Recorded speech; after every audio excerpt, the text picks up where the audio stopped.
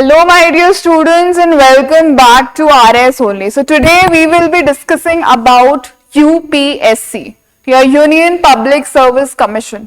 क्या होती है यूपीएससी? ये एक तरीके की बॉडी है जो क्या कंडक्ट करवाती है, आपके सिविल सर्विसेज के जो भी एग्जामिनेशंस होते हैं या कि जो भी रिक्रूटमेंट होता है, it is conducted by your UPSC. वैसे ही स्टेट लेवल के ऊपर कौन करवाता है हमारे राजस्थान में? इट इज आरपीएससी और राजस्थान पब्लिक सर्विस कमीशन। ठीक है, स्टार्ट करने से पहले लास्ट क्लास में हमने क्या देखा था? लास्ट क्लास में we saw the powers, functions and all the things related to your Election Commission of India. Election of Commission of India कैसी बॉडी है? It is also a constitutional body. उसी तरीके से जो हमारा ये यूपीएससी है, UPSC is also what? UPSC is also a permanent constitutional body. ठीक है, पार्ट किसमें है अपने? पार्ट 14। ठीक है, पार्ट 14 ऑफ द कॉन्स्टिट्यूशन में है ये। पार्ट 14 ऑफ द कॉन्स्टिट्यूशन के अंदर है, right? And it is what? It is the central recruiting agency. It is a permanent constitutional body and it is a central recruiting agency. ठीक है, class start करने से पहले हमारा जो भी क्लासेस हैं, क्लासेस से रिलेटेड जो भी पीडीएफ्स हैं, everything is there on our RS only app. Free classes section के अंदर आपको वो चीज मिल जाएगी, प्लस वहां पर आपको प्रैक्टिस के लिए क्विजेस भी मिल जाएंगी। उसके अलावा हमारी ऐप के ऊपर तो आरएस गाइडेंस के लिए भी बहुत सारी चीजें हैं, पीवाईक्यूज भी आपके अवेलेबल हैं, आपके करंट अफेयर्स के लिए अवेलेबल है चीजें। So all of these things are there on our app for free. So you can just go on Apple Store or you can go on Play Store and you can download it from there and you can take benefit from it. After that, we are organizing what? हम लोग एक RAS का prelims mock test organize कर रहे हैं on 22nd of February 11 बजे हमारे Riddhi Siddhi centre के ऊपर। ठीक है, with a minimum fees of ₹11। 11 रुपए के मिनिमम फीस के ऊपर ये पर्टिकुलर चीज ऑर्गेनाइज हम लोग कर रहे हैं आप लोगों के लिए। कंप्लीटली नए सिलेबस के ऊपर बेस्ड है, कंप्लीटली न्यू ट्रेंड के ऊपर बेस्ड है। सबसे अच्छी बात ये है इंग्लिश और हिंदी दोनों मीडियम के अंदर अवेलेबल है, right? So this is a good opportunity for you people can come, you people can assess where you are standing and how now you have to improve your preparation. ठीक है, तो जरूर register करवाइए। सिर्फ 11 रुपए का registration fee है। एक दिन की चाय, एक टाइम की चाय स्किप कर देना और इसका रजिस्ट्रेशन करवा देना। ठीक है, आगे चलते हैं हम। Now what is the constitutional status and organisation of this particular body? ठीक है, तो सबसे पहले तो हम लोग ये देख लेते हैं कि भाई क्या है ये यूपीएससी? क्या है UPSC? Is basically a central recruiting agency. ठीक है, मतलब जो भी सेंट्रल लेवल के ऊपर रिक्रूटमेंट होगा that will be done by your UPSC. All India services के लिए जो भी रिक्रूटमेंट होगा that will be done by your UPSC. It is the central level recruiting agency. कहां पर मेंशन है? In part 14 of the constitution, article 315 से लेकर आर्टिकल 323 तक। All the provisions are related to your UPSC. क्या इसका composition होगा, कैसे इसका अपॉइंटमेंट होगा, क्या इसके फंक्शंस होंगे, ये सब कहां पर मेंशन्ड है? आपके part 14 of the constitution from articles 315 to 323। ठीक है, उसके बाद में हम लोग आ जाते हैं that it is what? It is a independent constitutional body and it is created directly by your constitution. ठीक है, देखो अलग अलग तरीके की बॉडीज होती हैं। कॉन्स्टिट्यूशनल बॉडीज होती हैं, स्टैट्यूटरी बॉडीज होती है, नॉन कॉन्स्टिट्यूशनल बॉडीज होती हैं। अभी हमने एक कॉन्स्टिट्यूशनल बॉडी ऑलरेडी पढ़ ली है, that is your election commission of India. Today we are studying about what? Today we are studying about UPSC. UPSC is also what? A constitutional body. हम लोग जो है स्टैट्यूटरी बॉडीज भी पढ़ेंगे, non constitutional bodies और क्या क्या होती हैं वो सब पढ़ेंगे हम लोग। आज के लिए बस हम लोग इतना जान लो कि ये क्या है? कॉन्स्टिट्यूशनल बॉडी है। ठीक है, now moving forward, it is what? It is a constitutional body and it is what? It is a permanent independent constitutional body है ये। ठीक है, इतनी बात समझ में आई? नाउ इसका स्कोप क्या है? It has an all India scope and it is classified as one of the bulwarks of the democratic system in India alongside the Supreme Court and the Election Commission. Bulwarks क्या होते हैं? मतलब वो एक ऐसी दीवार है जो हमारे सिस्टम को प्रोटेक्ट करती है, ठीक है? So it is one of the bulwarks of the democratic system of India. क्यों? क्योंकि ये एक पर्टिकुलर ऐसी बॉडी है जो हमारे देश को बहुत प्रोमिनेंट और बहुत रिलायबल ब्यूरोक्रेसी प्रोवाइड करवाती है. हर साल यूपीएससी एग्जाम कंडक्ट करवाती है सिविल सर्विसेज का, राइट? और सिविल डिफेंसेस का वो एग्जाम करवाती है. उसके अलावा फॉरेस्ट सर्विसेज का एग्जाम करवाती है. तो ये पर्टिकुलर बॉडी जो है, सेंट्रल रिक्रूटिंग जो एजेंसी है, ये हमारे देश की जो ब्यूरोक्रेसी है उसको अच्छा और एफिशिएंटली सिलेक्ट करती है, रिक्रूट करती है, ठीक है? आगे चलते हैं हम. Now what is the composition of it and how these people are appointed. तो अपॉइंटमेंट तो आप लोगों को पता है कौन करता है? हमारा president. The president appoints the members and the chairman of the UPSC. The members and chairman of the UPSC, the Union Public Service Commission, they are appointed by our president. ठीक है? दूसरी चीज, स्ट्रेंथ कितनी होती है? हमने election commission की देखी थी strength. 1 election commission, chief election commissioner and 2 election commissioners. तो जो स्ट्रेंथ है यहाँ पर कॉन्स्टिट्यूशन के अंदर मेंशन नहीं है, ठीक है? Strength is not mention in the constitution. It is decided bye home? It is decided by the president. कौन डिसाइड करता है? It is on the description of the president, ठीक है? कॉन्स्टिट्यूशन में कोई मेंशन नहीं है इस चीज का. It is done by your president, ठीक है? Then comes your qualification. कोई स्पेसिफिक क्वालिफिकेशंस भी डिस्क्राइब नहीं है वहां पर. क्या है? बस कि जो मोर देन हाफ मेंबर्स हैं उनके पास में 10 इयर्स या 10 इयर्स से ज्यादा का क्या होना चाहिए? एक्सपीरियंस होना चाहिए, ठीक है? देखो क्या लिखा हुआ है यहाँ पर, क्या प्रिस्क्राइब्ड है? Except that 1/2 of the members must have held office for at least 10 years under either the state government or the government of India. ठीक है? मतलब कोई ऐसे प्रेस्क्राइब्ड वो नहीं है qualifications, but more than half, 1/2 of the members, they must have an experience of 10 years or more under the government of India or the government of the state. ठीक है? समझ में आई तीसरी बात? Now स्टाफिंग कैसे होती है यहाँ पर? Now the president he determines the number of staff members and their conditions of service. कि भाई यूपीएससी के जो स्टाफ होगा उसके अंदर कितने मेंबर्स होंगे और उनकी क्या कंडीशंस होंगी सर्विसेज की, क्या किस तरीके से उनका सैलरी एमोलमेंट से सब कुछ होगा. That is decided by the president on his own description. ठीक है?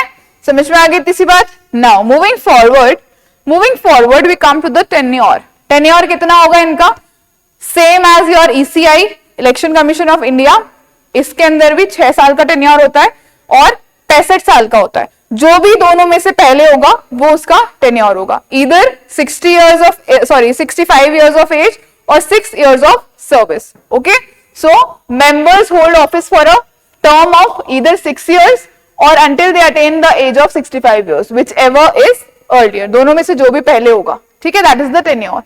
Resignation. Members can resign at any time by addressing their resignation to the president. President को उनको एड्रेस करना है अपना रेजिग्नेशन, क्योंकि कौन अपॉइंट कर रहा है उनको? They are being appointed by the president himself. Okay?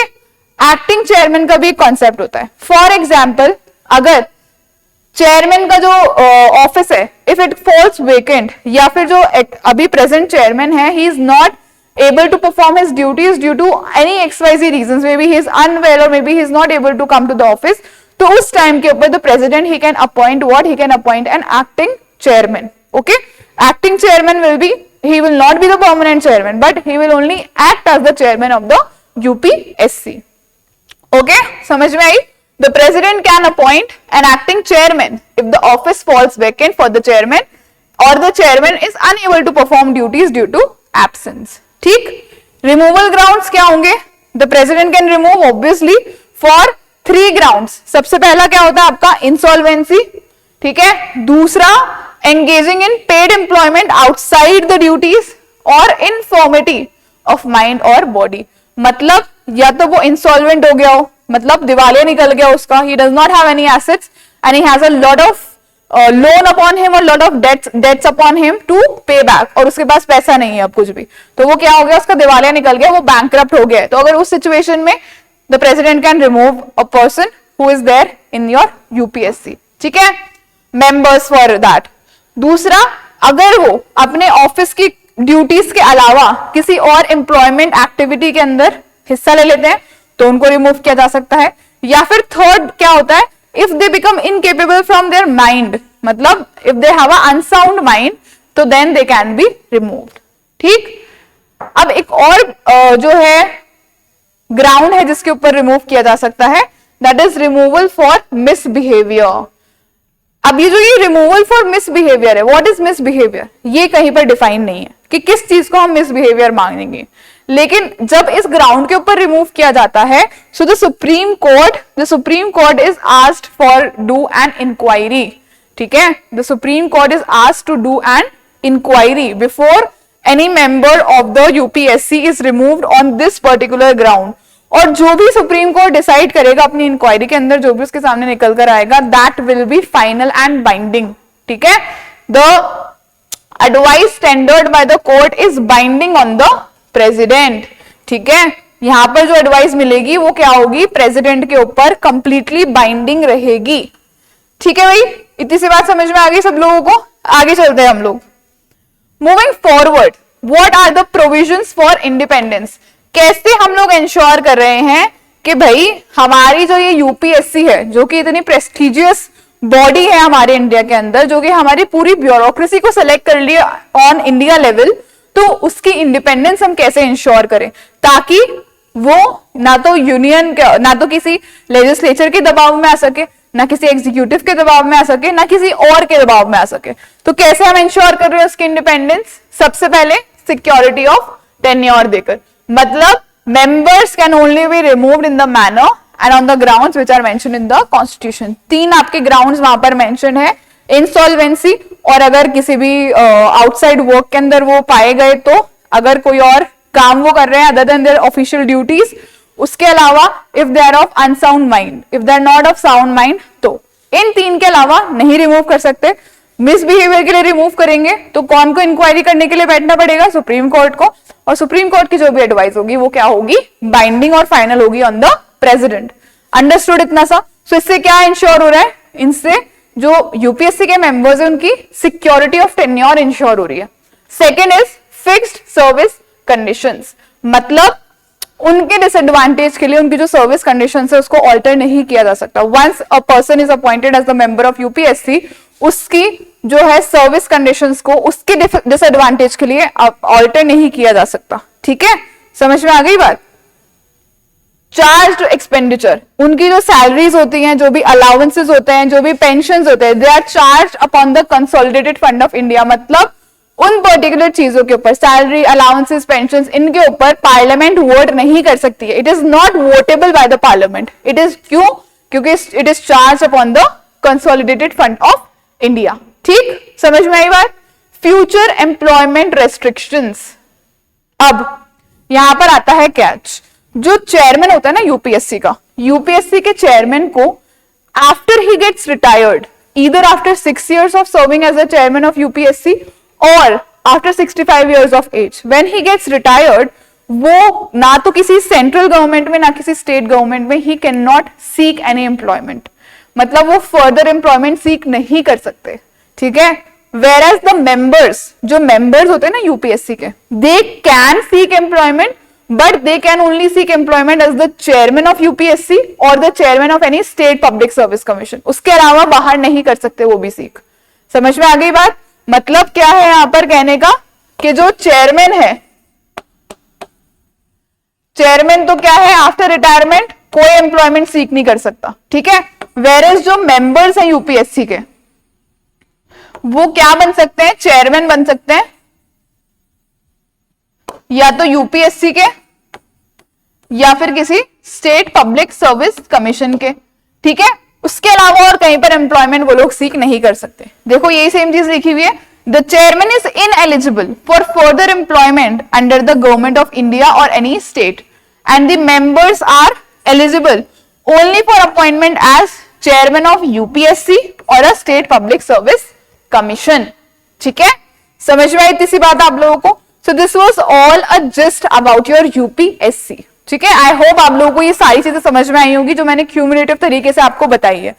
Prelims के अंदर आपकी इसी तरीके की इंफॉर्मेशन को तोड़ मरोड़ के वो लोग पूछ सकते हैं आपसे। ठीक है, और ऐसा भी हो सकता है कि जैसे 2-3 स्टेटमेंट्स दे दें अलग अलग कॉन्स्टिट्यूशनल और नॉन कॉन्स्टिट्यूशनल बॉडीज से रिलेटेड, तो उसमें एक आपका यूपीएससी का स्टेटमेंट भी आ सकता है। So that is why we have cleared all of these particular doubts and issues. अब हम देख लेते हैं कुछ एक्सपेक्टेड क्वेश्चंस। बाकी के जो क्या पावर्स हैं, किस किस तरीके की पावर्स होती हैं, वो सब चीजें हम लोग हमारे नेक्स्ट सेशन के अंदर देखेंगे, जो कि इसका पार्ट 2 होने वाला है। ठीक है, अभी देखो, consider the following statements, just a second, consider the following statements regarding the, just a second guys, yeah, consider the following statements regarding the Union Public Service Commission. First statement क्या है? The UPSC is an independent constitutional body established under part 14 of the Constitution. Absolutely correct statement. The UPSC is responsible for cadre management and training of all India services. अब अगर कोई बच्चा जिसने चीजों को conceptually नहीं पढ़ा है, उसके लिए ये स्टेटमेंट क्या हो जाएगा? करेक्ट हो जाएगा। But this statement is what? It is incorrect. क्यों इनकरेक्ट है ये? Why is this incorrect? Because ये जो कैडर मैनेजमेंट हो गया और ट्रेनिंग हो गई, ये कौन करता है? Is it done by UPSC? No, it is not done by UPSC, but it is done by your DOPT, department of, सुना है ना नाम सब लोगों ने? कौन करता है ये चीजें? Department of